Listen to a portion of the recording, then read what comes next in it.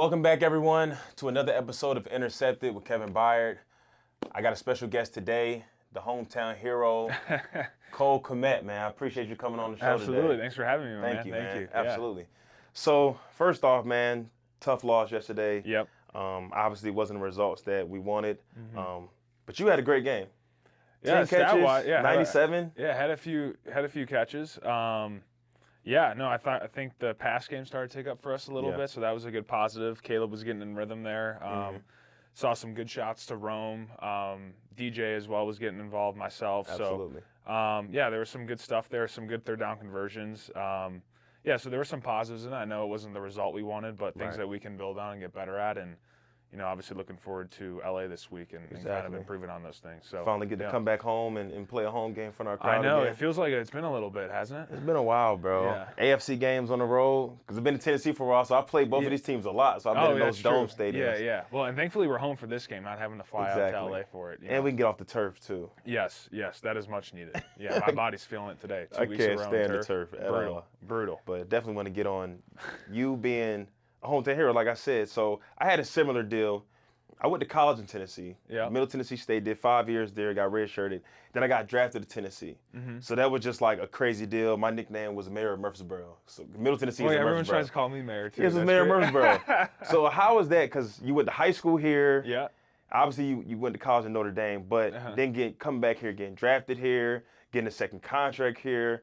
Talk about that experience and just how that, how great has that been? Yeah, well, it's been crazy. Negative? Yeah, well, it's been crazy. I mean, I guess started out in high school, went locally here in Arlington Heights, people that know St. Viator, and then got a scholarship offer to Notre Dame, and at the time, Brian Kelly was there, so he was going to let me play both football and baseball. So that's why I ended up being like, all right, I'm for sure going to ND, and obviously their lineage of tight ends that they've had there and producing NFL tight ends was something I really looked at, and just the full landscape of the school really appealed to me as well. So it was a perfect fit for me, and so traveled 2 hours to school, and that was awesome for my family being able to travel and all that, and getting to do that experience, and the college experience was great, and and then going into my junior season.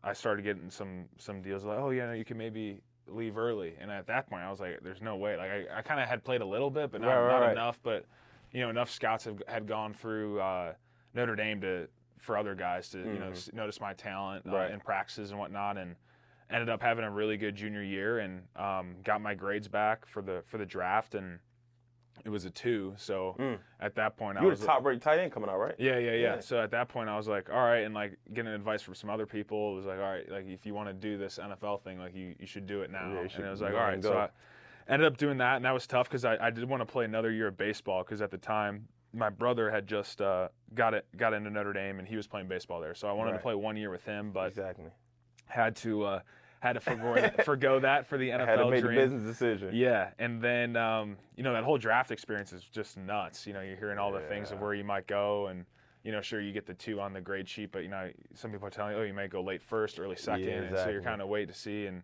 at my position, it is a little weird because you got to have a run on certain positions 100%. to get drafted that high. But ended up going in the second round, and on that day, got a call and. On the TV, it was Jacksonville on the clock. Okay. And so I get the phone call, and my brother's like, oh, shit. Like, because he's thinking I'm going to Jacksonville. Yeah. And we knew that the Bears were right after. But then, sure enough, Matt Nagy, who was the head coach at the time, his face popped up on the FaceTime screen. Oh, it was a FaceTime. It was that's FaceTime. Dope. That's awesome. Yeah, it was sweet. And my whole family was just going crazy. And, I mean, this was in the middle of COVID, too, so that was also a crazy experience. Yeah.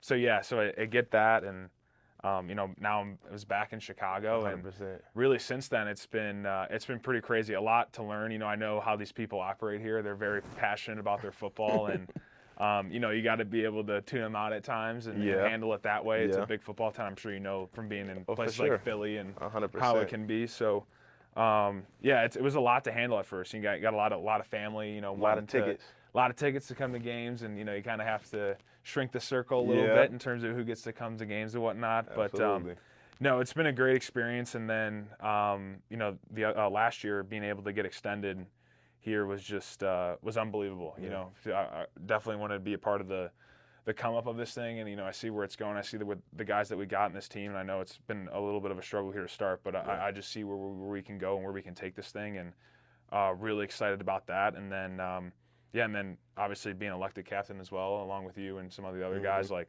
just a crazy thing for me as a guy who's grown up here, and this team means a lot to me. I was a big fan growing up, and to now be a captain of the team and be one of the leaders of the team has been really special. No, 100%. And you touched on this, you spoke on it, but you was a baseball player. You played in high school and everything too. Yeah, so I was. That was probably my number one sport in high school. I was going to ask you that. So was that like your first love first, and then was football? Yeah. So I actually got my first offer for baseball as a sophomore in high school, and I was growing a lot at the time, and I was throwing pretty well from the left side. Yeah, so I was a pitcher. So I was throwing like 85 as a sophomore in high school, which was pretty good. And so I had a few offers for baseball, and then I ended up getting hurt. I'd done some stuff to my elbow that wasn't great. So Tommy John's? No, it wasn't Tommy John. It was medial epicondyle for anyone that wants to get super into research it. That Yeah. So the bone, it was a whole deal, but an ugly injury. But so I was gonna stop playing football for real and just really focus on baseball because I was getting so many looks for it. So that kind of made me reset a little bit, take a step back, and was like, all right. And then I got healed up, and I'm like, all right, I'm gonna play football in the fall. Right. Played, and then I ended up getting being on varsity that year. So it's just ended up sticking with both, but baseball was always my number one. And then my junior year we went to state. We had lost in state, and then my senior year we went back to state and we won it. For baseball. Wow. And then I was Illinois State Player of the Year for baseball that year. Was getting looks for like I did a workout for the Sox, the Cubs, a few other teams. So I was kind of like looking at that potentially, maybe just going out of high school and doing that. But did you happen to like get drafted out of high school or something? No, so it was after the draft, and it was when I was like, teams started coming to me and be like, hey, we'll sign you to a deal. And I'm like, you know what, I can play both at ND, so I'm gonna probably just go do that. But that was quite the experience. But baseball was always my number one, really. Wow. Yeah. So was it anybody, whether if it's your parents or anybody in your close circle that kind of told you, like, were you trying to teeter in between both and be like, well, 6'6", you probably can go play tight in the league versus the baseball deal? Was it anything like that, or you just made the decision yourself? Well, it was tough. My dad was always been like the guiding light for me in that regard. He played football and he played in the league for a little bit, but he noticed the talent I had in baseball, and he was awesome in supporting me in doing both. I feel like a lot of people now force their kids to specialize in things, and I don't know how healthy that is in the long run, in my opinion. But play as many sports as possible. I think so. I think that's the way to go about it. And it worked for me. I'm not saying it works for everybody, but I do think it's beneficial to play both, or play as many as you can. So, he was great about having me do that, and I felt like I was at odds going into college on what I should do. And he's like, well, I had enough leverage in football at this point, and he's like, tell these schools that you want to play baseball too. And so that's what happened. And he was super supportive of me doing all that. And I remember my first game I pitched in as a freshman was at LSU in front of 12,000 people, sold out. Sheesh. And I closed the game. That's cool. My dad came for that game and down in Baton Rouge, and it was just a cool moment. Like, okay, like I had done both now at this point, and I was doing well at it. So, but he's always been like my biggest support with that. And that's awesome. It's cool to have that type of support system around. For sure. And you kind of I want to speak on it a little bit, just when you talk about playing, multiple sports as a child. I think at a young age, I think nowadays, like, you see a lot of kids, they specialize in one sport at a super young age. Yeah. And it's almost like you're trying to train kids up to go professional in this sport. And obviously all that's cool, but I just really think that when you're at a young age, you need to play sports to have fun. Yeah. You know what I'm saying? It's a lot of lessons you can learn from life, but you can't be, because that's how kids get burnt out on sports. I think they get burnt out. And I think you look at the guys at the top of the game right now, whether it's Mahomes, Allen, like all these guys played multiple sports growing up. Herbert, like all these guys, like all these top quarterbacks, like, and I think they take a lot of what they've done in other sports and they can apply it to football. Exactly. I think a lot of guys who just go out and specialize in football, I think you get a little stiff and rigid. Yeah, and man. It's important to kind of have that fluidity in the game a little bit. And I think 100%. You gain that from playing other sports. Whether that's you want to go play golf, whether it's soccer, or whatever it is, I just think it helps. So yeah, the specialization thing I'm definitely not for. But hey, I feel nowadays people feel like they need to do it. Exactly. Do Well, I what you have played to a little do. bit of baseball. Like I actually pitched a little bit. I've only played like 2 years, but I think I started too late. For 'Cause baseball? Yeah, for baseball, because I feel like the earlier the better. You start too late. I was pitching, and I was in the league where it was only throwing fastballs, and Yeah. then like the next year they was throwing curveballs and knuckleballs, and Yeah, I couldn't yeah. hit nothing. Well, baseball is such a skilled sport that you It's- have to, man. you got to start. Those skills Gotta are so start hard to early. learn quickly, 100%. you know. So. But it's beneficial because even the times I weren't pitching, I was playing, center field, I was playing the outfield. So it helps you track the ball in football. Well, yeah. And I was a big track runner in high school. I went to the state championship in track for the hurdles. But I was always in the mindset I was running track to get faster for football. Sure, So a yeah. lot of these sports, the skills translate. Yeah. You know what I mean? You know, So- like that pass that you had the other day, the one that you're tracking. Yeah, And I exactly. told you in camp, like you track the ball really. I was wondering if you had Yeah. played baseball, because all that stuff of learning how to track a fly ball can really apply to, I mean, your No, position 100%. obviously, but like that eye-hand coordination of how to perceive where the ball is coming in at and all that stuff, I think can be really beneficial. And I especially in played football. receiver in high school too. that helps as But well. to speak on that play, I have a high standard for myself. That was a drop. I was so hot in myself. you thought you could have made it? Listen, so when I was running, I was really just trying to chase to catch up to the guy. Yeah. So once I seen the ball, I would just run and think I just got to knock the ball down or something. Sure. And as I got closer, I was putting one hand out. As I got closer, I was like, I might be able to pick this off. And I put 2 hands together, and the ball hit the top of my hand. I was so So you pissed got at there myself. quicker than you even thought. I you got were. there quicker. Yeah, yeah. Because the ball kind of floated a little bit, so Yeah, I didn't yeah. think I was gonna get there. You probably thought he was going to drive it a little I was bit in a too. panic mode. Yeah, yeah. You know for what I mean? It's sure. one of them Yeah, old yeah. shit plays. I was like, I just run, and Yeah. I got there. I said I could pick it. So yeah, I'm Kind of surprised yourself. Yeah, it's the PBU in the book, but it's Yeah. a drop in my eyes. For Yeah, sure. I got you. That's good. But you spoke about your dad and how big of an influence he is Yeah. on your life. I know you come from a very athletic family. All your siblings play sports. You said your dad played in the league. Yeah. Your mom played basketball? My mom played basketball, and then my mom's brother, so my uncle, played in the league for 17 years. Wow. Yeah, so we got a lot of. What did he play? He was a nose guard for 17. Nose guard? Yeah. And what year was this? Worst injury he had, I think, was like a broken thumb. Really, In 17 nose years. guard. Yeah, won a Super Bowl with the Rams in 2000. Yeah. Oh, so he played in the days where they was running the ball too. Oh yeah, yeah. Oh yeah. That is impressive. yeah, 17 it's pretty years. wild. Yeah, to 17 years. Yeah. You got good genes in your Yeah. family. No, for Lord have sure. mercy. So who's the best athlete in the family? I have to know. Well, I have to. I think my youngest, the youngest brother right now is pretty good. Really, he's playing quarterback, He's right? playing quarterback. Yeah, yeah. So he looks really good.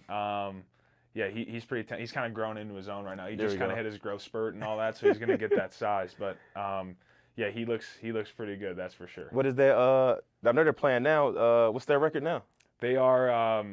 What did they just finish? I think they're 3-1 now. 3-1. Yeah, yeah. Okay. So they're doing pretty well. But they got a long way to go before the for the playoffs hit. So. I gotta check him out, man. Yeah, Has he for got sure. any looks? Is he getting any looks Yeah, now? he's getting a few looks. Yeah, There we go. he's got a few like low D1 offers right Okay. now, but I'm sure that'll hopefully pick up here. As the D1 is season goes. D1, baby. Yeah, yeah. You just keep playing. Just I gotta know keep all playing. about that. Yeah. Wherever you go, just make the most of your opportunity. Wherever you go, you go ball Absolutely. out. That's Yeah, crazy. Yeah.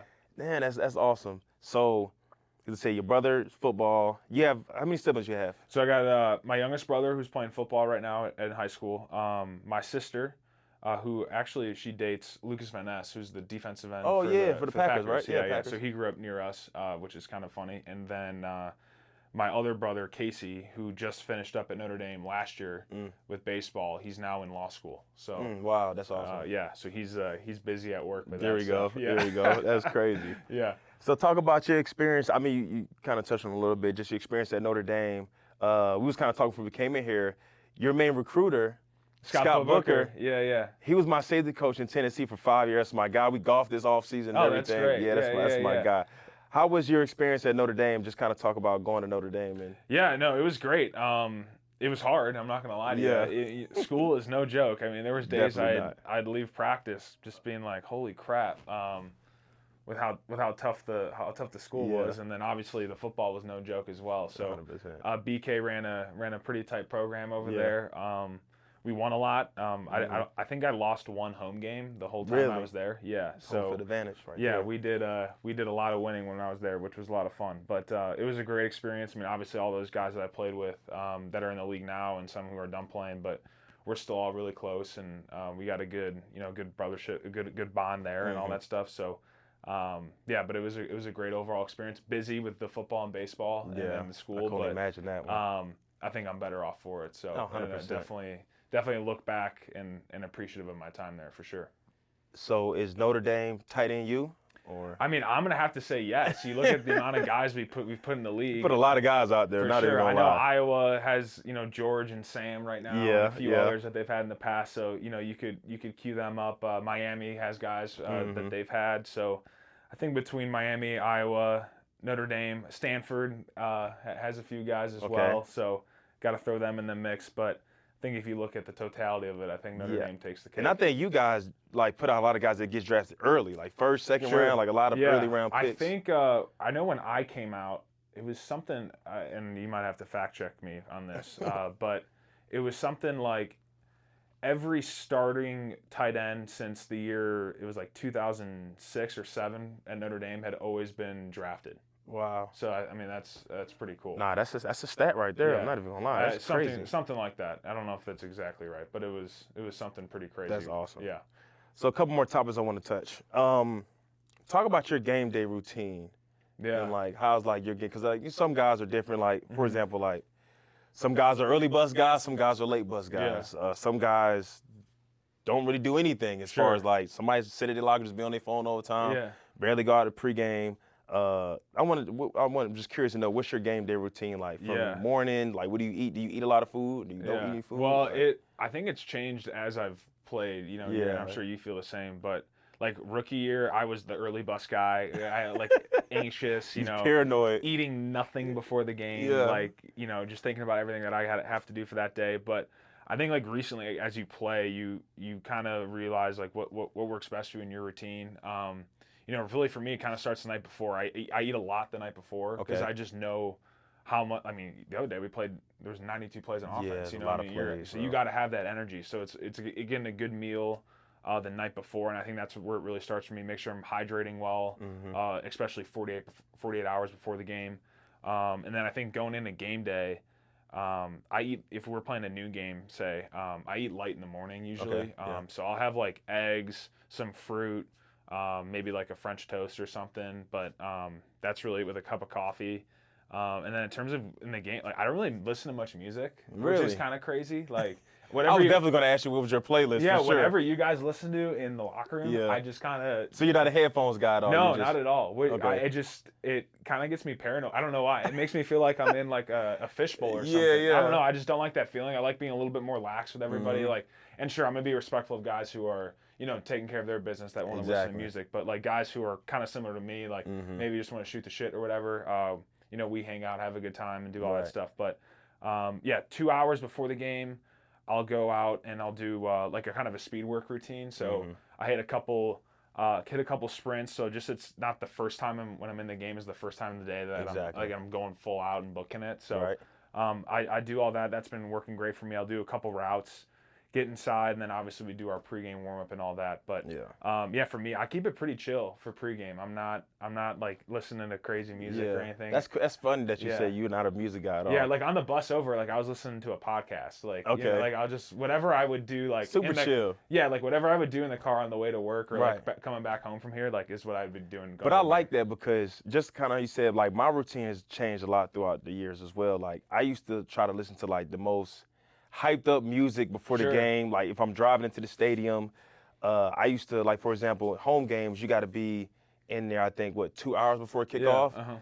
I would get in there maybe 2 hours and 15. I'd get there super late. And I just want to get up and go, listen to crazy music. Pre-game, I used to have the longest pre-game routine, just like full out sweat. But you realize it's too much. Just too much. You get out there in the first drive and you're pretty much burnt out already. Absolutely, yeah. But one thing that has changed, and it's funny, my wife gets on me about this all the time. I cannot eat a lot of food the night before the game and the day of the game. Oh, so you can't even eat the night before? So I eat something, but I'm like super basic salmon. Broccoli, some rice. And I get IVs, like at the hotel, I get IVs. And then the next morning, like before the last game, I literally had a smoothie. And that was it. See, like I could maybe do that like the smoothie thing before, but like the night before is like the one time I'm like, all right, I'm eating pasta, like all the carbs that like I want to eat like throughout the week. I'm like, I can load up because I'm burning all of this off tomorrow. And it's so crazy because like I said, I put up a lot of stuff in this. This was usually like a fruit smoothie, but I put like some peanut butter in there, some honey, some yogurt or something like that. Sure. But like for some reason, like I have just like this mindset of like in the animal, like I get into like this animalistic type of deal where it's like, well, in the animal kingdom, like animals don't hunt unless they're starving. So I feel like for me to go out there and go hunt, exactly, bro. Hey, like to go hunt, like I just can't have no food. But like in the middle of the game, like I'm. You ever cramp up though? I don't cramp at all, really. Really? Yeah. I think that's because I'm not like a 4% body fat guy. Yeah, I cramp up like crazy if it's too like especially there's a lot of heat and we're running a lot of plays, like I'll cramp up. So I got to make sure that doesn't happen. So that's crazy. Yeah, I don't. But like I said, during halftime or like right before after we do our pregame stuff, like I might just have like some oranges or like some fruit, but like I can't like in those little like some little snacks or something like that, the little fruit snacks or something like that. Yeah. You get some carbs in, but other than that, like, but at the end of the game, like, I'm eating everything they have available for us. The food that we have right on the bus. Yeah. I'm getting a burger on the plane, and I ate dinner again last night, so I eat a bunch afterwards, but I don't know, it's just weird. I can't really eat anything right before the game. No, I feel that. So, since you are obviously from the area, from the city, give me a couple do's and don'ts of the city of Chicago. And the first one I want you to touch is ketchup on hot dogs, bro. Give me this whole spiel. Because well, I don't know why you'd want to put a ketchup on a hot dog. Why wouldn't you? Oh, that's crazy. You're just ruining the beef that you're trying to eat here. Have you been to any hot dog joints around here? I have not. Okay, so I'm not really a hot dog guy. I don't really eat hot dogs like I'm at a cookout or something like that. Sure. But I'm for sure going but if I ketchup, give you relish, like okay, no ketchup. But if you go to it's called Jeans and Jude's. Okay. It's kind of right near O'Hare. That's like I would say the staple Chicago hot dog. Okay. You ask for ketchup, they will kick you out. I'm sure. So there's no, don't even. I won't disrespect the city by doing that. Yeah, don't even bother. I do that in my house. The mustard, all the good shit that comes on the Chicago dog. Just get it and then try it out. Okay. But yeah, it's just not something we grew up with. If you put ketchup on things, like people who put ketchup on steak, you're crazy. Yeah, that is weird. Yeah. So my agent does this. So we go to a nice restaurant. My agent, David Mulugeta. Listen, he probably gonna get mad if he see this, but he puts ketchup on his steak. Bro, he put ketchup on his steak. I said, David, what do you do? He said, well, you put ketchup on a burger. I said, it's not the same thing. That's ground beef. Yeah, it's ground beef. Well, that was like when we went to dinner the other night in Kansas City, and Swift and Tremaine. I mean, I hope I'm not killing them here, but order their steak. It comes out like a hockey puck. Yeah. It's basically well done, and they're asking to get it cooked more. I'm like, no, that was funny. It cannot get cooked any more than it's cooked. I'm a medium guy. I don't do medium rare. I still haven't got to that point. Sure, yeah. But I'm a medium. I would say sure. I can't prefer go more medium, but like, medium. I mean, when that thing starts, when there's no pink to it at all. The hockey puck, that's hilarious. Order chicken. Just order some chicken. 100%. There's no reason to order the steak here. Yeah, that was hilarious. So, but give me a do or don't of being here. Like, what if it's traffic, weather, whatever. Like, give me some do's. Okay, I would say don't get on the L after sunset. Okay. Traffic here is crazy. Yeah. So, but take the Metro is all good to go. So if you ever want to take the train in the city, get in and out, it helps with the traffic deal. You can look up the express train times on the Metro website. So. You can be in tune with that if you and the missus want to go down to the city and do all that stuff. So I think the train's the way to go there. You just got to plan your day out. Exactly. But give me some weather advice because I haven't been here when it's gotten cold yet. Oh, so you're in for a treat. So it's actually been pretty warm here the past couple weeks for September. It's been solid. I think it's supposed to cool off this week, which will be nice. So I'd say, once this week hits, and then going into probably about mid to late October is my favorite time of the year for weather. So you're getting like the 60-degree weather, no humidity, slight little breeze. Terrible. No, I think it's great. Yeah, you can throw on a sweatshirt, be comfortable. Yeah, exactly. You're at practice. You're not feeling too hot out at practice. Right. But man, when it gets cold, it gets cold. It gets real, huh? When does it get real?